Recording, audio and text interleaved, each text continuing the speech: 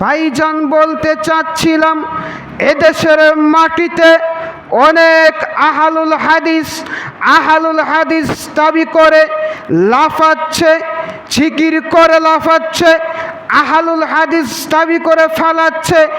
আমি আহলুল হাদিস, বুকের হাত বদলেই আহলুল হাদিস হওয়া যায় না। জুরে আমিন বললেই আহলুল হাদিস হওয়া যায় না।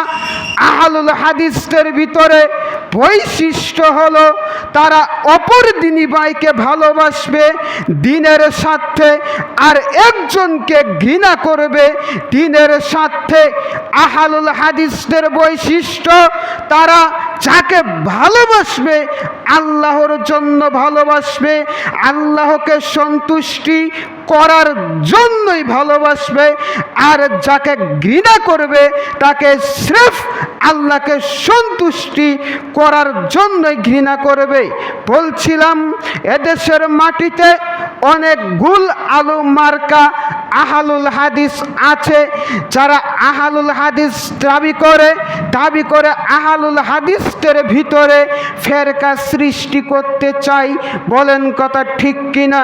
বলতে চাচ্ছিলাম, গুল আলু মানে একটা হলেন আলু দিয়ে শুটকি তরকারিও রান্না করা যায়, হলেন আলু দিয়ে মাছও রান্না করা যায়, আলু দিয়ে গোশতও রান্না করা যায়, আলু সব তরকারিতে খাটে। আমাদের দেশে এমন আলেম উলামা আছে, এমন আলেম উলামা আহলুল হাদিস দাবি করে তারা সব জায়গায় যাচ্ছে, স্বার্থের পেছনে দৌড়াচ্ছে। যারা যদিও বলছে তারা যে আমরা নিঃস্বার্থে আহলুল হাদিস রাসূলকে অনুসরণ করি, তাদের মুখের জবান নিঃস্বার্থ হলেও তাদের অন্তরের জবান হলো স্বার্থ।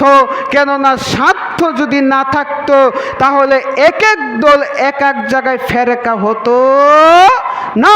সম্মানিত উপস্থিতি, আমরা আল্লাহর নিকট এই মাহে রমজানে আমরা দোয়া করি আল্লাহ যেন আমাদেরকে সকলকে একত্রে জামাআতবদ্ধভাবে জীবন যাপন করার তৌফিক দান করেন। সকলে বলি আল্লাহুম্মা